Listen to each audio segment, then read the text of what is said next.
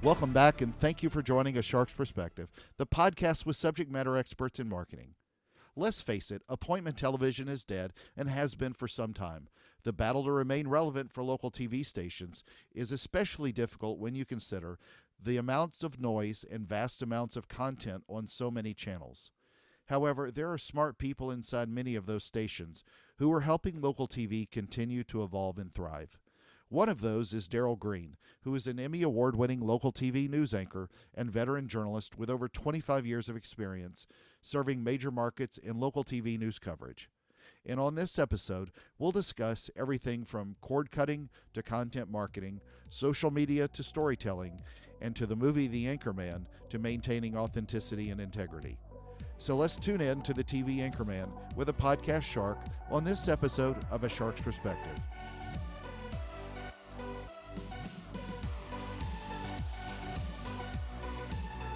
Darrell, thank you so much for joining us on A Shark's Perspective today. You know, it's not often that the anchorman gets to be the interviewee and not the interviewer, so I feel a little Shark, I'm nervous. I don't know what to do about special at this moment. But would you mind telling us a brief recap of your background and your career thus far?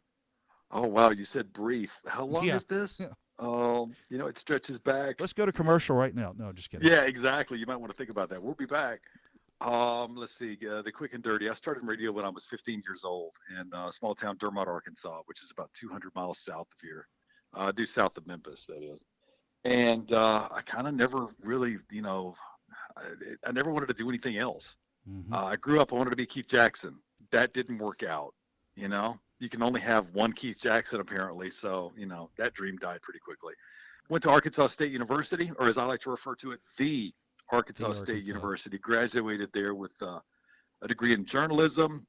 Did some brief work in Jonesboro, which, of course, that's where Arkansas State is. Went on to Montgomery for a couple of years as a sports anchor. Went to Huntsville, Alabama for 4 years as a sports anchor. Did 7 years in New Orleans as a sports anchor before I got talked by a news director into moving into news. And sometimes I love it. Sometimes I hate it. Sometimes it was the best decision. Sometimes I go, what did I do that for? But I did 3 years of news there, including Hurricane Katrina. I've lived there. Katrina took my house, all that kind of fun.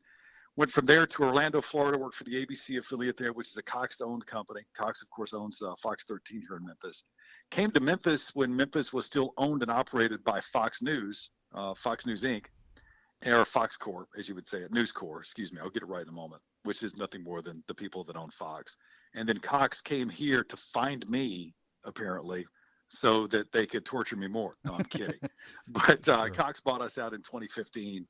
And, I've been here since 2010. Yeah. And I loved every second of Memphis, Tennessee. I feel, when I was growing up south of here, Memphis was always the big city. Sure. Because I'm from a town of about 3,500 people. So Memphis was the big city. And we would come to Memphis a few times a year. And, it was always special. And the beauty of Memphis is kind of it's also its own detriment in the fact that not a lot has changed from when I was a kid. But there's also something very endearing to that really drew me back here. Sure. And I've loved every second of Memphis since 2010. So being from Arkansas, when you say Keith Jackson, did you want to be the Woe Nelly or the tight end? No, I wanted to be No, Woe you wanted Nelly. to be Woe Nelly. Roll Tide. Hey, but I remember watching one of my first, and I hate to say this, and I hope my Red Wolves / Indians brothers don't hate me for this, but some of my fondest memories as a kid were going to Arkansas Razorback games and listening, on the radio, listening to Paul Eels on the radio call the Razorback games, and that's what I grew up. That's what I wanted to be. I didn't really grow my disdain for all things Razorback until much later in life. Let's say that. Mm-hmm. Well, let's dive in then to the subject at hand and discuss local TV. You've been, in front of the camera and on the air as a prime anchor for quite a few years, but obviously local TV across the country has changed dramatically over that period as well. With the marketing behind that, with trying to attract all the cord cutters and help stopping that. But in your mind, how is the local TV landscape, that appointment ready, an appointment television, if you will, changed since you started early in your career to where we are today? Well, you hit the nail on the head with that that one tag of appointment television. Sure. When I grew up, we had 4 TV stations. Mm-hmm. We had 4 channels on my TV. We didn't have cable. With rabbit ears. Yeah, exactly. And two of those picked up the same channel. So, I could watch Yeah. Sesame Street or Sesame Street on PBS, depending on which Sesame Street I wanted to watch. And it was appointment TV viewing because there was no other electronic medium to get your news. News radio wasn't news radio in small town America, really Hmm. even in middle town America. News radio didn't really exist. So television news, whether that be a local broadcast or a local market broadcast, I should say, or the national news, that's where you got your stuff. Absolutely. That's where you got your information. That's where you heard from the governor. That's where you heard from the president. That's where you found out about, the forest fire either two counties over or the forest fire in California. You didn't have any other way, and so you got the newspaper the next day. And they were So those people on there on TV were just as trusted as the Walter Cronkites in your local market. absolutely, and I would like to think that we still are, even more so somewhat because Sure. of some of the digression and the dilution of what Absolutely. television news has become. But that may be a subject for another show. But appointment television viewing went away when CNN came along because Hmm. CNN gave you that constant feed. If you saw Anchorman 2, how they poked fun at the 24-hour news cycle and the creation of it, and the idea, the thought of news all the time, and what are we going to fill the other 23 hours with? And you get the water skiing squirrel and you get the pundits. Well, that's kind of what you've been left with for Yeah. quite some Yeah. time. Stay classy. So that's why I say that there's a huge, in my perspective, a huge dilution of the market. You have good trusted news sources, and this is not angst against anyone or anything, any entity at Sure. all. No, of You course. have trusted news sources, but then you have other sources with the misnomer of news who call themselves news that really aren't. They can take 1 hour of programming and they can call it news and they can give you 2 to 3 minutes of real good, real hard, solid, backed, objective information and wrap that with another 56 or 57 minutes of pure conjecture. And that's where the dilution of television news has come along. And that has really changed and skewed the perspective of the American people, in my opinion, as to what news is. Hmm. So appointment viewing is no longer necessary. I can get anything anytime on almost any station that calls itself news. And if you start to venture into the digital medium, that's a Oh, whole other a ball game whole and a other. complete Sure. game changer. Yeah. The game completely changed when I was able to download the Fox 13 News app on my phone and get headlines at any moment, Hmm. no matter where I am. If I'm in a meeting, if I'm at the bus stop, if I'm in the bathroom, I can find out what's going on immediately. And that has really changed the way people view not only what we do, but the world around them. So to combat that, we have to. You don't fight it. You have to accept it. You Sure. embrace it, and you put yourself out there in that digital platform and you make sure that when you're on the air during that old appointment time of 5, 6, 9, and 10, that you are giving something that is up to the minute and it's complementary with what you can get on the digital platform. Hmm. That's very easily spoken, but you could cover up 34 blackboards with the formula on how to do it properly. That's more difficult because it's becoming increasingly harder due to the fact that companies all over America who own television stations have been not cutting, but really tightening the budget strings. Absolutely. But I mean, if you think about it, television, one of the big misconceptions about local television, especially, is they make money hand over fist. Man, we're talking about a Yeah. 0.5% to a 2% profit margin, and that's not a lot of money. A station like Fox 13 may pull in, and I'm spitballing numbers here, may pull in $50 million next year, but they're spending $48.5 million Right. to Exactly. keep the operation going. And that's what people don't understand. So because of that, the battle to remain relevant can be a very, very difficult battle. Well, part of the disruption and how that's changed, both good and bad, in local TV has also been, the emergence of social media. And when you think about where Facebook and Twitter and Snapchat and the others were, say, a dozen or so years ago, how do you see how social media has changed that same landscape for news stations? Social media gives us that ability. Again, at first it was seen as something you had to fight. How do we Right. fight this? What do we do to combat this? Really good television stations and really good news minds immediately saw that as an opportunity and not a battleground. They saw that as a way to, if we embrace social media, we can actually use social media as a vehicle to further enhance our brands. And I know that's something, Shark, you talk about a lot is branding. And that's something that we here at Fox 13 have done. And I think we've Hmm. done a great job. We've done an outstanding job in the Memphis market that people know when we send out we're going to hit Twitter quick. When we Exactly. find that something out, we're going to hit Twitter very quickly. We're going to do the same thing with Facebook. Facebook is a more in-depth, medium, as you well know. We're able to better embed videos. You can do, more at-length storytelling. But you have to not only embrace the way social media has changed the news landscape and the fact that there's no more, getting a tip from a trusted source at 9:30 in the morning, developing a story all throughout the day, Right. and then at 5 o'clock slapping that exclusive banner on and going, "Surprise, guys, we got a story you don't, and you're only going to see it here." Yeah. That rarely happens anymore because of the advent of social media. So you have to embrace that and have an understanding that you have to still go through that process of vetting the story, making sure that your information is solid, your information is correct and reliable, and then being willing to put yourself out there and put it on social media immediately, Yeah. whether that be Twitter or Facebook, however you'd like to present it, or even, your own station's website. Couldn't agree more. And I mean, you're absolutely right about stations that were fighting it and being the last to join in. But if you want to connect with that younger audience, you're going to have to do it through an app, and you're going to have to Young, you say embrace you it. say younger, but get this, dude, my dad's 82. Yeah. My dad is 82. One of the first places he goes in the morning, I'm going to check out Facebook and see where people are. And he's not looking, at Aunt Bethany's Facebook page to see pics of the grandkids. That's not what he's looking Right. at. Right. So, and that was another misconception and the beauty of Cox and the Cox Media Group is the constant barrage of research that we get. Oh. We have an understanding of not only who our viewers are and what they want, but where they want to get it and how they want to consume it. Hmm. We ask in-depth questions in those research platforms. We take the good, the bad, and the ugly with it, and we change, we evolve with it to make sure that we're not just serving up the same old hamburger day after day. When today you want a fish sandwich, and one of the things that we found is that Facebook is, like it or not, and it's something that not all of us care for, Facebook is a medium where people actually go to consume news. Absolutely.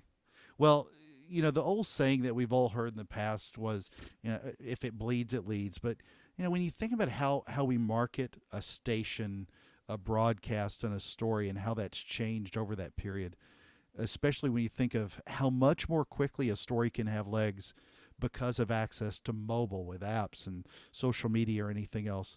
Talk a little bit, if you will, about how things can get swallowed in all that noise, and I'm sure that's something you deal with to keep a story relevant in the news when something else pops up every 2 seconds. But it can also help one of your stories become more viral more quickly. And what in your opinion are some of the best practices in the news world in marketing a station of stories and shows? One thing you can never lose sight of is your own credibility. Yeah. And it is very, very easy in this day and age. And it's always been easy to lose your credibility, but now more than ever, it is vital that you make sure that you go through a full vetting process of information before you splash it out there on whatever social media platform you choose to use. You cannot and should not ethically throw information that you even have a question about out there. You just can't do that. That's irresponsible because we as journalists still have that responsibility So of truth true. first. Yeah. And it's one of the things because of that dilution of the market that I spoke to. When I say the market, I don't mean the Memphis market. I mean the television place market, the Right. national media included, national television, social media, newspapers, all included. That dilution has come because too many times um, people are mistaken for journalists, and conjecture and opinion is mistaken for news. Couldn't agree And more. I think that that's something that is it's prevalent, it's accepted, and to me that's a shame. It's a Well, sham and a you said it shame, with in my accepted. opinion. Yeah. Yeah, it is. It's accepted. People tolerate it because one of the things that we constantly battle here at Fox 13 is, oh, you're Fox. Well, okay, we carry Fox programming, but we have nothing to do with Fox News. Good, bad, or indifferent. And if you're a Fox News viewer, that's fine. If you're not, that's fine. I personally have no skin in that game as to your viewing habits outside of Fox 13 News. Hmm. But that misconception that we identify with a network and that further identifies with us with something that they may find either agreeable or disagreeable can, it can be a hindrance. It really can, because especially at the local level, there is no journalist in this town that I know of who I would even question their credibility. There's not one. No. And there are some young journalists. We just hired a 21-year-old woman from the University of Florida, Alexa Lorenzo, and she absolutely, remember that name, Alexa Lorenzo. This is someone that you will see somewhere in the national news at some point in her career. She is as solid as any rock that I've ever seen tell a story. And I say that to say that we at the local level, as opposed to some of those who, get involved with the opinion shows, we make sure that information that we get before we put it out there is correct to the best of our ability. Sure. That doesn't mean that it's not going to change. That doesn't mean it's not going to evolve as we learn more details about any particular story. The facts never change, but the perspective of that story and the context of that story can change. And we make sure it's our responsibility to put that out there as well. So that's why I say that the splash and the flash of social media is a very, very dangerous and slippery slope. I know that's something you talked about many, many times. Sure. So accuracy is very important. And the ethics behind that accuracy, making sure that you're vetting information, you're vetting sources, that is of the utmost importance. Otherwise, what are we really doing? We're doing a disservice, in my opinion. Agreed. And from a brand marketing standpoint, I can't think of anything that the stations need to continue to market more and better. It's that credibility. Yeah. That credibility is not marketed enough. But so I'm gonna switch gears a little bit. So several Sure. years ago, I had my last show as an on-air personality, hosting and interviewing local leaders on a competitor station. It was on the weekend mornings on TV, and most people thought, I will just tell you that most people thought it was sponsored by Ambien because it was so good at putting you to sleep so quickly. But one of the things that I began to notice personally about me and my own brand was the need to be on all the time to the public with social media. And it was just eating up too much of my time. And when we talk Right. about you and your own persona and that of a newscaster. I mean, you are a brand, and how has marketing yourself as a newscaster changed over the years? Are you having to spend, half your day on social now to kind of keep up with the pace, or how do you kind of keep establishing that credibility in who you are? Because it only takes one moment to blow up a Brian Williams career, No, that's the truth. And the thing that you have to, the way I view social media, let's take Twitter for instance. Twitter is, to me, it's almost like the school cafeteria, or it's the area where the kids hang out before everybody goes into class, right? You want to make sure that you're seen, right? Whether you say anything, whether you have any real input into the conversation, you want to make sure everybody knows. Oh, Darrell's here, right? So by that same token, what you don't want to do, at least from my perspective, is you don't want to start doing jumping jacks in the middle of the cafeteria to make sure that everybody sees you. Does that make sense? Yeah, no, completely. You want to be that, hey guys, look, I'm over here, and keep repeating that. That's not what you do. But I do believe it's important in the Twitter sphere to continually try to, at least have that presence and let people know, hey, look, I'm here, I'm listening, and I'm part of the conversation. And if I see things that I think are important, whether they be newsworthy or innocuously funny, it doesn't matter to me. Yeah. I want to be a little part of that conversation, but you can't overdo it. I've seen it time and time again. Absolutely. I've known newscasters that look like newscasters 13-year-olds checking out their social media every 2 seconds. 100 to 150 tweets a day. Yeah. And to me, that's a market saturation where literally you become that noise. I'm not going to enter the political fray, but you're going to become that kid in the corner of the room who just sits there and goes la la la la la, just so you can be heard. Yeah. And that's where the disservice comes to your personal brand. It's important that people know you exist. It's important that people know that you can be intelligent, you can be in depth, you can be insightful, you can even be funny. There's nothing wrong with showing personality in social media, and that kind of leads me to Facebook. That's where we're encouraged. If a story is impactful and we feel it, and it's something that we really want to be able to emphasize and maybe go more in depth on, Put this on your Facebook page. Otherwise, don't be afraid to be yourself. Now, being yourself to me crosses the line when you do a 15-minute Facebook video where you show people how you're putting on your makeup. That's just my opinion. Mm-hmm. Okay. I think a lot of people probably saw that video, I don't know what, 6 months ago or something Mm-hmm. like that. Oh yeah. I think that I'm not going to say that crosses the line, but what does that really do? One of the things that I do with social media, I'm really big in. I like healthcare stories, and that comes from a very personal perspective because I'm a type 1 diabetic and I'm also a member of I remember JDRF. that. Yep.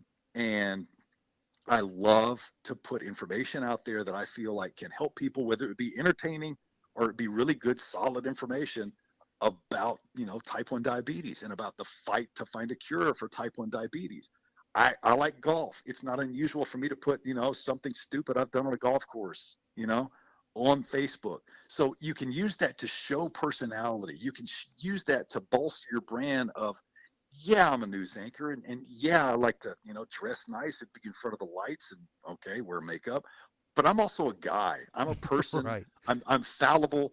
I've got problems, whether they Sure. be, Sure. mental, physical, whatever. I'm just like you because that makes you relatable. And a lot of people, I believe, find television news anchors and reporters and meteorologists so much more relatable now than they did 10 or 15 years Agree. ago because we're able to give them that little peek into our lives. Again, with that caveat that it can be vastly overdone. But if you do it the right way and you temper your own enthusiasm for it and you don't turn it into some narcissistic nightmare, then I believe social media can be a vehicle to develop your own brand that bolsters your brand and that gives you credibility. It gives you, Agreed. gravitas. Quite, I mean, it gives you street cred more than Yeah. anything else, especially in a city like Memphis, because Memphis is nothing more than a collection of about 685,000 very distinct and unique personalities. Everybody loves personality in Mm-hmm. this market. And, without being some comedian, some stand up, I believe it's important for us to go out there and say, hey, I'm human too. It's okay. Yeah. It's fine. And the best in the market at doing that, in my opinion, I don't even make the top 20. The best in the market is our meteorologist, Joey Solopek. Mm-hmm. If you pay attention to his social media, he is dead on with his approach. Mm-hmm. Well, you don't have to be Carrie Underwood and be singing pretty, just with that sort of facade all the time. It's okay to just be real. And you talked Exactly. about healthcare stories. That's in your market. It's why we live with the one of the best brands in the world, St. Jude, and those healthcare stories with those kids. It just make it's they're wonderful Yeah, stories, they and resonate. they're easy to market. They resonate with everybody. So They really do. when you think about where the market is going in TV and with more on-demand services at a high level, what sort of challenges do you see for local TV over the next decade? I mean, a lot of station groups are up for sale. There's consolidation, just like any other type of marketing or advertising type industry. Dust off your crystal ball and help us look into the future. Where does local news go for that next generation of watchers, and at least over this sustainable future? Well, that's why I'm retiring in November. Yeah, you're I'm funny. kidding. I'm You're totally funny. kidding. In about I'm 20 kidding. years from November. you know, Awkward pause. Yeah. I Shark, I've asked myself that question. I don't know, 10 times over Every the time past two contract comes years. up. Yeah. Every time your contract comes up, what's next for Yeah. me? Where do I go? What's going on in this business? Hmm. What's coming around the corner, and I really don't know. I really don't because Cox Media Group for all of these years since its inception has been a privately owned family business, and of course it went public last month or two Sure. months ago now that they are about to they're looking to not sell us off, but they're looking for a merger candidate. They Yeah. want to merge and do something a little different and take their focus off of Cox Media in and of itself and focus on other things. And that's their decision, and it's happening more and more and more.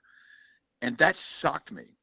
It really did. Having, I worked for Cox in Orlando. I've worked for Cox here, and it's one of the most distinctive brands Absolutely. It's ever. a juggernaut in local TV. Absolutely. You want to talk about, the just the epitome of ethics and credibility. Well, that's what CMG is. Right. And that's what our MO always has been. So when that happened, a lot of us were taken completely off guard. Were we really shocked? Probably not. I mean, look at what's gone on, in local television markets over the past decade. And one of the comparisons that I constantly get is to the banking industry. I mean, 25 years ago, there were, I don't know, 75 regional banks. Hmm. Now you're left with Wells Fargo, Bank of America, Capital One, and maybe four or five different regional banks, and that's it. That's where it stops. True. Same way with the airline industry. I mean, think about how many regional airlines there were years and years ago. Now you're left with Delta and American, Frontier, Southwest. It stops after that. And Yeah. that, in my opinion, is what you're about to see happen in the local television markets. Eventually, we're all going to be somewhat absorbed, merged, working with, collaborating with, whatever term you want to use, one of probably five or six huge conglomerates that own a couple of hundred TV stations each. And that's the nature of business. That's the nature of the beast. And it all boils back down to that profit margin and how narrow it is and how narrow it's going to continue to be Yeah. because of that competition for the dollar. So I say all that as the caveat. It's kind of a cop out, Shark. I don't know. I Yeah. really have no idea. All I want to do at this point is sign another contract, hang on, and do everything that I can to the best of my ability to remain not only relevant in this newsroom, but to remain relevant in this market and just work hard. For Work sure. hard, tell the truth, tell good stories, relate to people.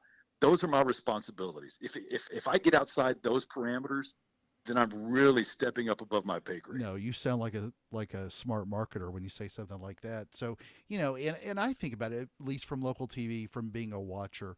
Most people I get the changes with the weather on the news. My concern though with the changes, and you alluded to it earlier talking about that journalistic integrity, kind of losing your own local on air Edward R. Murrow, if you will. That local news that nobody will have good source or have a good sort of single source, if you will, even with four channels to get important local news. I mean, when you think about Right. it, if there's a crime spree in your area, do you really want to rely on the Nextdoor app and somebody you don't know? Giving you advice on what's going on in the neighborhood or someone's YouTube channel to get that information consistently at that level. I don't know, but losing that part of that, again, that journalistic integrity and how the news is reported is probably the scariest thing that I can think of when you think about losing local TV if it ever goes away from a local news angle. So I think, Here's what could be our saving grace yeah. along those lines. And I agree completely, 100% with what you're saying. What could be our saving grace, and I'll go back to that research that we've done on what people want and what the new generation wants. And when I say the new generation, I'm not talking about millennials. I'm talking about millennials plus the group coming up. Do they even have a name yet? Yeah, it's Generation Z.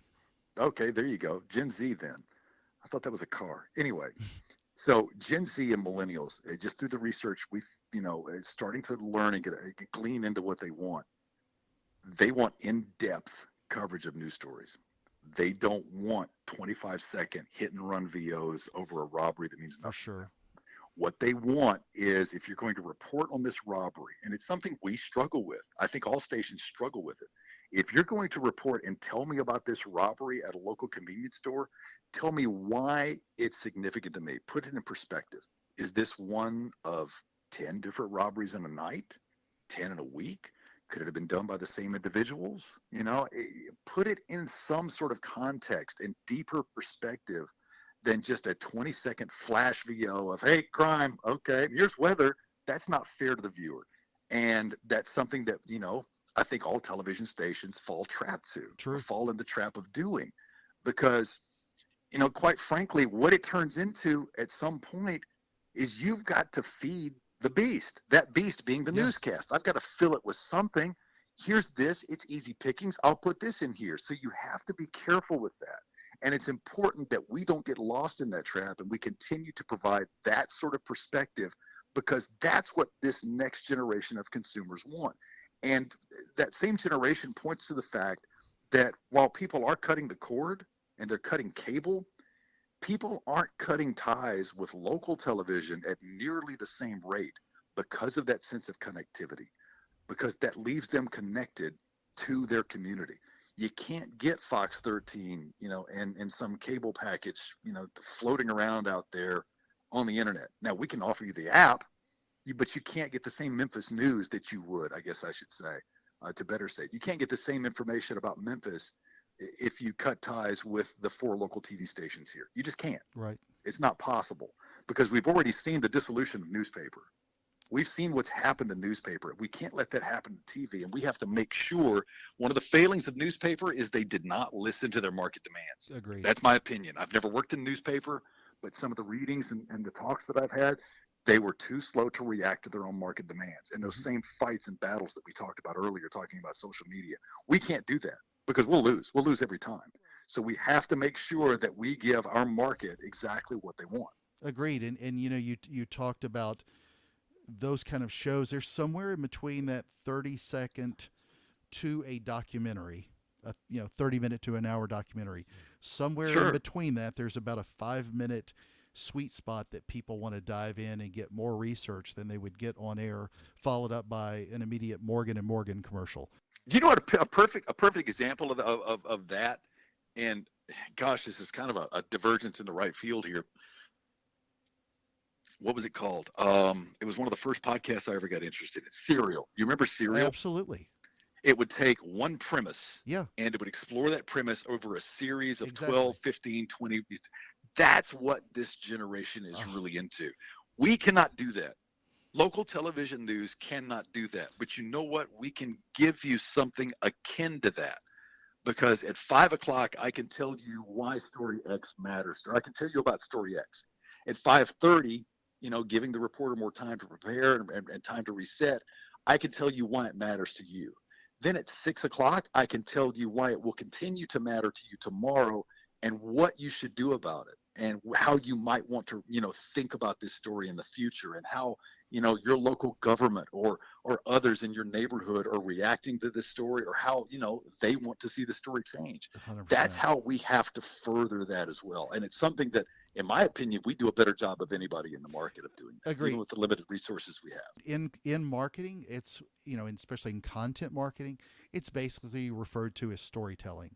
And Right. You think That's about all it is. if you think about like a story where somebody gets shot, and somebody gets arrested, it's on the news. That's a news story. But if you sort of how that evolves and you follow them through a trial, talk about the West Memphis 3. When all that happened, people were glued to that story for years by giving snippets and follow-ups and those guys, whatever your views on whether or not they did it or didn't do it, they became relatable characters, whether they were good guys or bad guys, and people were able to follow the story. And like you said, you gotta feed the beast, but there are so many good stories, especially in health. I know there's another national station that has done one not that long ago with a girl that had an open heart surgery. She was visited by Drake.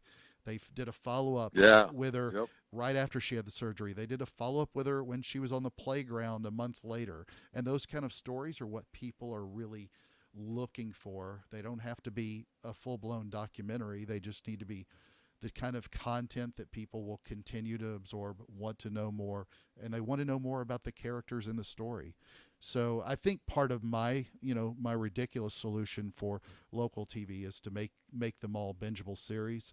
You dump a bunch of news shows on Netflix, say it's a week's worth of 6 p.m. shows. You tell people it's limited release, and with only 5 episodes, give it a better TV series name. Call it, I don't know, Game of TV Thrones or the Handmaid's Newscast, and there's your magical solution. So you talked a little bit earlier about the 21-year-old lady who's joined you, and what advice do you give up-and-comers considering careers in local TV? The industry probably won't get any easier to navigate, but in order to make it, should they spend? Do you give them advice on just spending more time becoming a better journalist? Should they spend more time amplifying their focus on self-promotion, which sounds horrible to say, but it's often how people get noticed? Do they focus more on perfecting that selfie video so they can look good on camera? I know journalism's part of where you're going to go, but also kind of what all else helps these young people get noticed. I'll tell you one of the things that I told, you might remember Kristen Lee. She was here for 3 years and just left us for Charlotte, our sister station in Charlotte, about 2 years ago. And she asked me the same question. And she was someone who was, I became a confidant, I guess, because I'm the old guy in the newsroom. And I sat right behind her, so it was easy. But the one thing she asked me, she said, "All right, I'm going to a bigger market. What do I do?" And the one thing that I told her, and she was, still somewhat of a fledgling journalist. She's only 26, and I hope she doesn't mind me telling everybody how old she is. The one thing I told her, I said, just don't lose yourself, Yeah. because that's very easy to do in this world of selfie journalism. One of my former news directors, my news director in Orlando, he was one of the first to ever use that phrase. Don't be a selfie journalist. And I thought he was saying selfish. He's like, no, selfie. The most important thing you do all day is not your selfie on the set Mm-hmm. by any stretch of the imagination. The most important thing that you'll do in any given day is to be curious. Why do I care about this story? Ask yourself the same question that you would, want the answer to before you market something, before you put a story or newscast out there for consumption. Why am I interested in this? And if the answer to that is I'm not, then you're doing it wrong.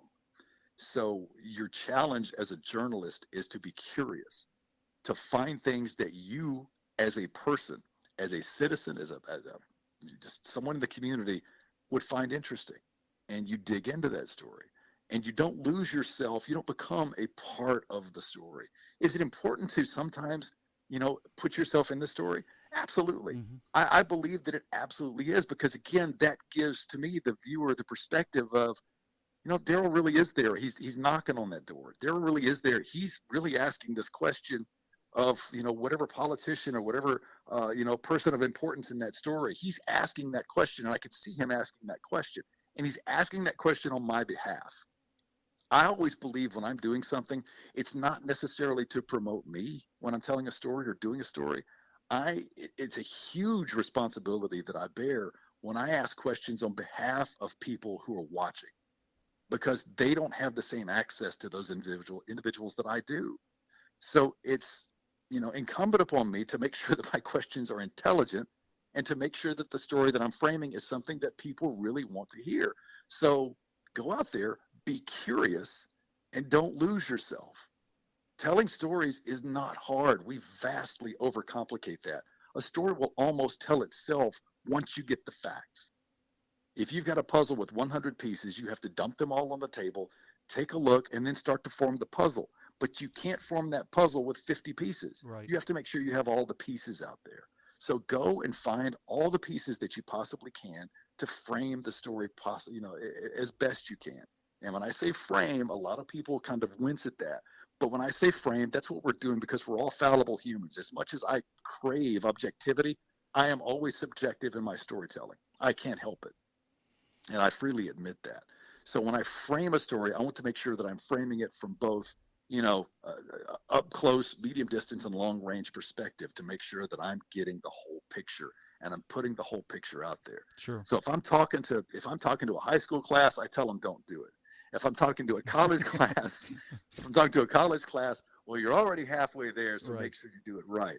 If I'm talking to somebody who's moving, through Memphis on their way to a bigger market, the most important thing that you will ever do is maintaining yourself. And that not only means your self-image, but your own credibility, because you got to remember, you have to sleep with you at night. Yeah. And this is the kind of business where if you get it wrong, you can have yourself some sleepless nights. And if you get it wrong intentionally, you're a very different sort of human that you don't belong in the industry. Agreed. Well, and you brought up, you really establish that credibility, and that just from a brand perspective, the like, know, and trust, it's so important.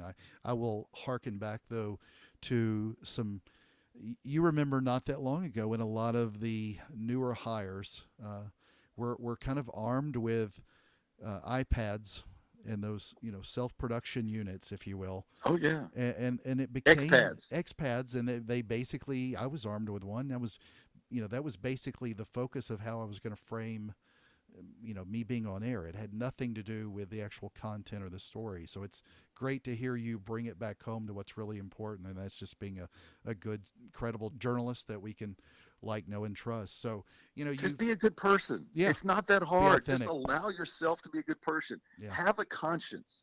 When you're talking to people, have a conscience. If and it's something that has always bothered me. It used to bother me when I was in the field, so much more. But having to go and knock on the door of a family who just lost a loved one, whether it be in some accident or a horrific crime, to ask them how they feel. Oh, I hate that.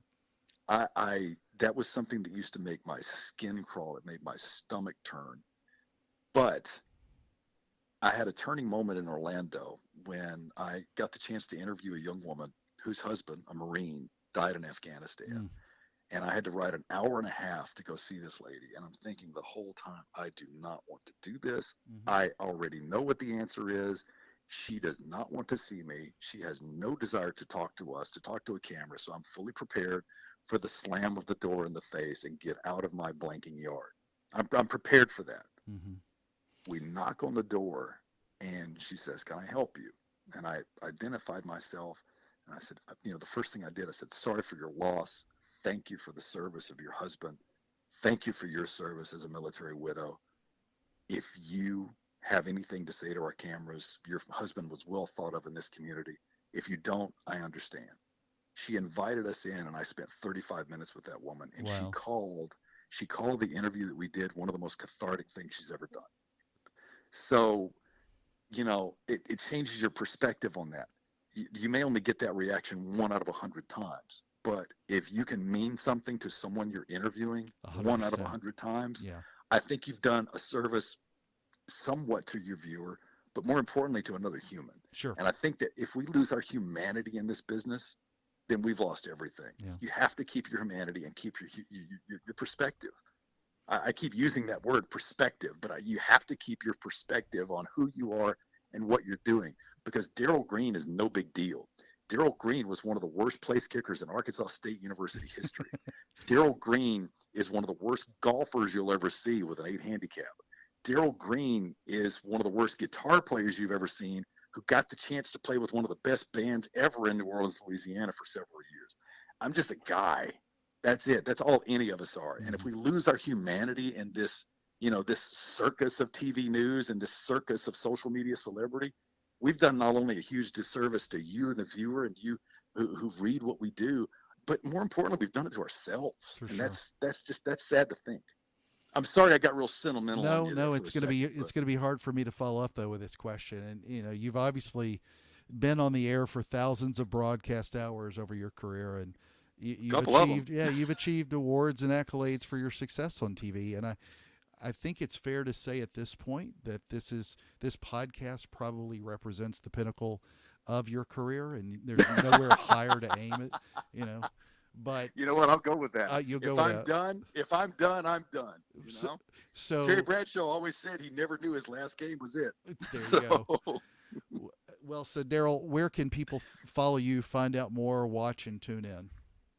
Let's see. Fox 13 News, WHBQ TV in Memphis, Tennessee. We're 13.1 on your off-the-air digital antenna there. You can also find us on our website, fox13memphis.com. You can follow me on Twitter, DG on Fox 13. And on Facebook, just search my name, Darrell Greene, Fox 13. I'm right there for God and everybody to see. Well, it might be for DVR or stream somewhere, but please know that I'm going to continue to watch. And sincerely, Darrell, thank you so much for speaking with us on A Shark's Perspective. Shark, a good time, man. Thank you for having me. It was an honor.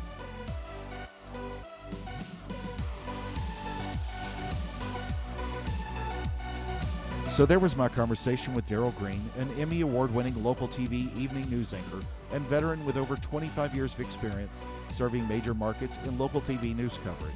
Let's take a look at 3 key takeaways from my conversation with him. First, one thing that local stations need to do much more is market their integrity and credibility. Trust is such an important component for local TV brands and their news coverage. As Darrell said, one thing you can never lose sight of is your credibility. Now more than ever, you have to make sure that your information and story is solid, but it's a slippery slope because you also have to get the stories out there much more quickly. Accuracy, though, is always of the utmost importance, and that's what gives credibility to the brand. Second, social media gives TV stations great opportunities when they know how to use it well. At first, it was something to fight against. Now it's even more of an opportunity as a vehicle to further enhance their brands. It's totally changed the news cycle and stories. They have to embrace it, but even more critical is their responsibility. Vet the story, confirm the sources, Make sure your information is solid, and then get it out on social media immediately. There's no waiting until 10 p.m. only anymore for that breaking news coverage. Let's face it, you've got to embrace using these channels like Facebook as well, since social is a prime way that many people connect and where they go to consume news. Third, the content people want from local news stories is evolving. People don't want to consume the news just with the individual if it bleeds it leads bad news story that you had to jump to watch on your local 6 and 10 p.m. newscast.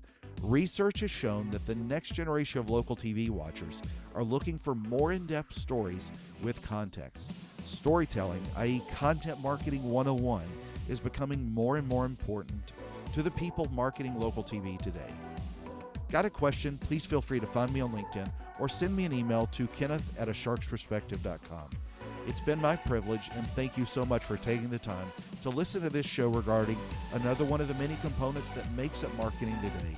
Stay classy, San Diego, and all you TV marketers and TV anchor men and women, wherever you are, and join us on the next episode of A Shark's Perspective.